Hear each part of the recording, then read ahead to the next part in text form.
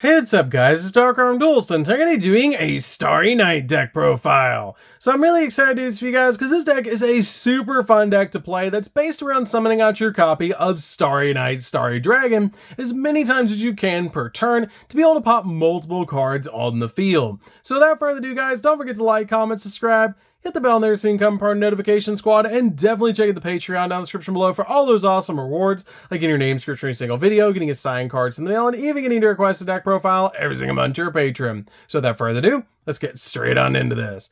So first off, we're going to be playing 3 copies of Starry Night Starry Dragon. This card is an awesome boss monster for the deck that has the ability, if this card is normal or special summon from the hand, then you can target one card on the field and destroy it, which is not a once per turn effect, which is super cool. It also has the ability cannot be destroyed by battle with a dark monster or by a dark monster's effects, which is a pretty good effect. And once per turn, at the start of the damage step, if this card attacks an opponent's monster, you can banish that opponent's monster until the end phase. Also, this card can make a second attack in a row, which is a great effect to be able to just help you go in for game.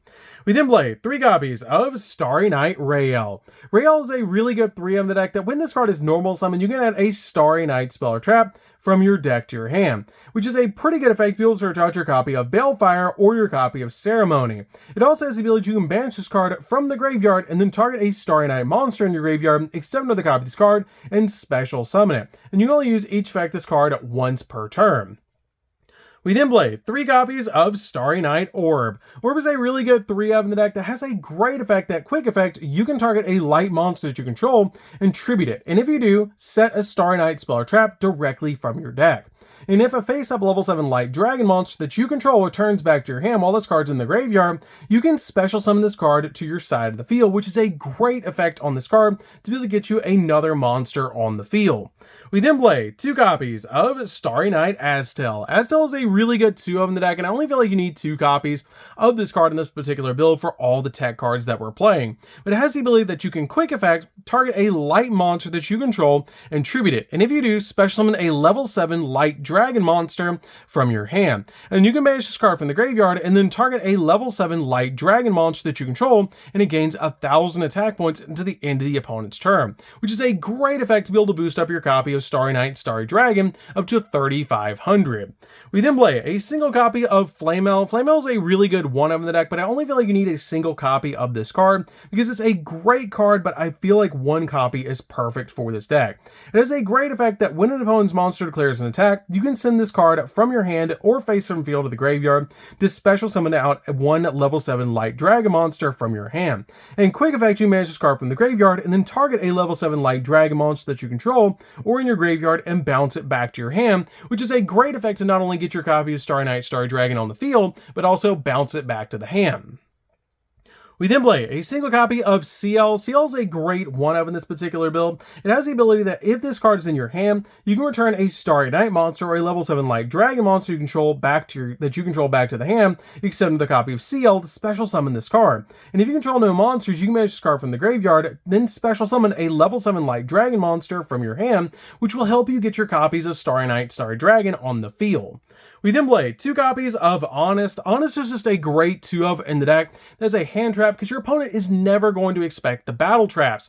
This card is really good because it can also bounce itself back to the hand when you special summon it off of Ties of the Brethren, which is a great effect to just be able to search out your copy of Honest with that card. This card is a great 2 of in this particular build, and I've had great success in testing with this card. I then play a single copy of Barrier Statue of the Heavens. Barrier Statue of the Heavens is a great 1 of in this particular deck because no cards can be special summoned except for light monsters, and that's pretty much all we're playing in this deck. And this card is also summonable off your copy of Ties of the Brethren, making it a great 1 of in this build. So that's it for the monsters, guys. Let's get into the spells. So for the spells, we're going to be playing a single copy of Called by the Grave. Called by the Grave is a really good 1 of in the deck to be able to stop your opponent from hand trapping you while you're going in for all of your plays. We then play a single copy of Double or Nothing. Double or Nothing is a really good 1 of the deck to combo with your copy of Utopia Double, because you can detach a material from your copy of Utopia Double, search out this card from the deck, and then summon out a copy of Utopia on top of Utopia Double. The Utopia comes out at 5,000 attack points. You can then attack the opponent with a copy of Utopia, negate the attack, attack with your copy of Utopia's effect, and then drop double or nothing to attack again for 10,000 attack points, which is super cool about this card and just helps you go in for game. The only downside is you cannot attack directly. We then play 3 copies of Ties of the Brethren. Ties of the Brethren is a great 3 of in the deck. Lets you pay 2,000 light points, then target a level 4 or lower monster that you control, and for the rest of the turn after this card resolves, you cannot special summon monsters, and also you special summon out 2 monsters from your deck with the same type and attribute and level as that monster, but with different names from each other, other than that monster. And you cannot conduct your battle phase the turn you activate this card, but it's a great card to be able to target any of your Starry Night monsters, like your copy of Rael, and then summon out a copy of Barrier Statue of the Heavens and an Honest, and then use the effect of Honest to bounce itself back to the hand, while also locking down your opponent from special summoning anything but light. We then play 3 copies of Pot of Prosperity. This card is great to help you dig into the deck, and pretty much the entire extra deck is just toolbox beside your copy of Utopia Double, so it's a great 3 of in this particular deck, just to help you dig into the deck to get the exact card that you need. We then play 3 copies of Starry Night Balefire. Balefire is a great 3 of that's basically the Rhoda of the deck. Lets you add a Starry Night monster or a level 7 Light Dragon monster from your deck to your hand. Then if you control no monsters and your opponent controls a dark monster, you can special summon a level 7 Light Dragon monster from your hand, which is a great effect if you're playing up against a dark deck.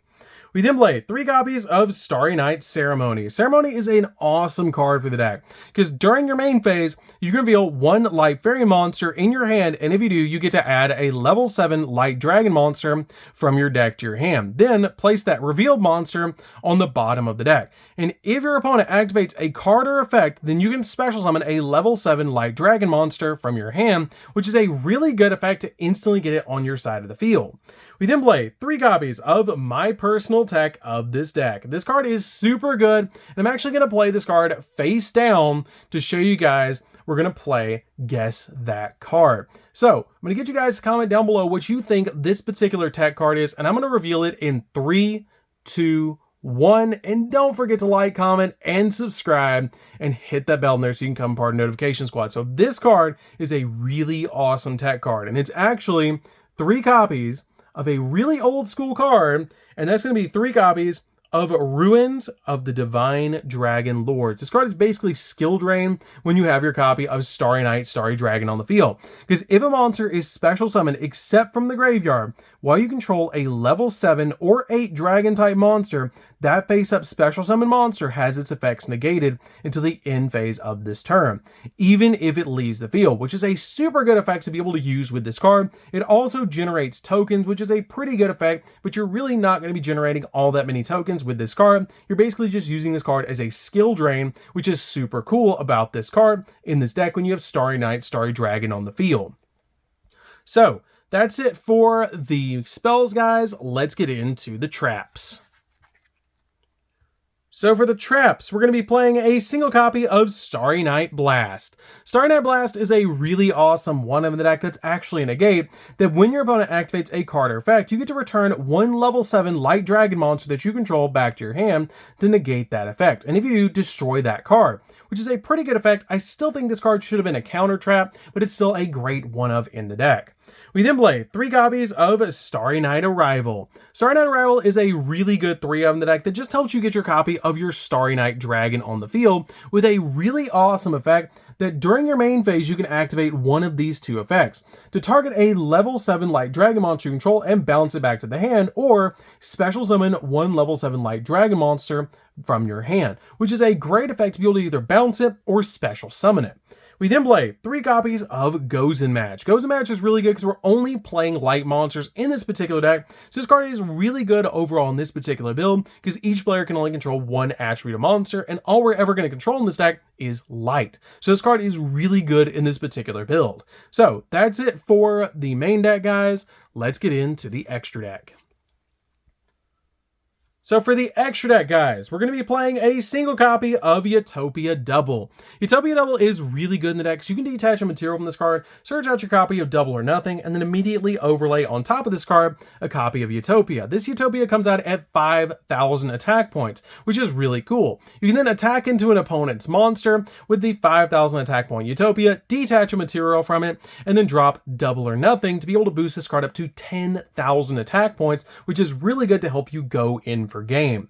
We then play a single copy of Utopia the Lightning. Utopia the Lightning is really good in the deck because this card just comes in handy if you draw into your copy of Double or Nothing, because then your copy of Utopia Double can't use its effect. So this card is a great backup just in case to make a 5,000 attack point monster. We then play a single copy of Baguska because this card is just really good overall in the deck to be able to play in defense position if you need to stall out your opponent.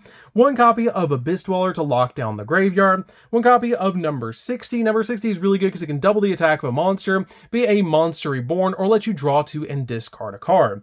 We then play a single copy of Double A Zeus. Double A Zeus is really good because we play so many different XZs, and this card is really good to throw it on your side of the field because it is a board wipe. We then play a single copy of Mekk-Knight Crusadia Avermax because we can make this card extremely easily in this deck, and it is a light monster, so we can summon it under Gozen Match, which is why I really like this card overall. We then play a single copy of Decode Talker because we can summon this card if we need to pop cards on the field, and it's a really good boss monster to put on the field because we can make this card absolutely massive at 53 and be able to pop multiple cards on the field, but it is a dark monster, so under Gozen, we're usually going to go for Mekk-Knight Crusadia Avermax. We then play a single copy of Unicorn to spin stuff, Phoenix to pop spells and traps, and Cerberus to pop monsters. We then play a single copy of the Light Charmer because it works extremely well in this particular deck. It's just a great card overall. One copy of Hippo Shinnigan. Hippo Shinnigan is a card we can summon under our copy of Gozen Match, which actually use these two cards to be able to go into the Mekk-Knight Crusadia Avermax, which is really cool about this deck. And then finally, a single copy of IP Masquerena, so I can go into the copy of the Unicorn during the opponent's turn, or go into the copy of my Mekk-Knight Crusadia Avermax using another monster that was special summoned from the extract, like a copy of the Hippo Shinnigan, to go into it during the opponent's turn. So that's it for the deck, guys. I hope you did enjoy it. This deck is super fun to be able to play. If you guys have never played Starry Night before, I highly recommend it. It's super fun to be able to just summon out your copy of your Starry Night Starry Dragon and see how many times you can actually summon it to the field and pop cards, because it's not a once per turn, which is really neat. So anyways, guys, this is DarkArmedDuelist. Don't forget to like, comment, subscribe, hit the bell there so you can become part of the notification squad, and we'll see you guys in the next video. See you later, guys.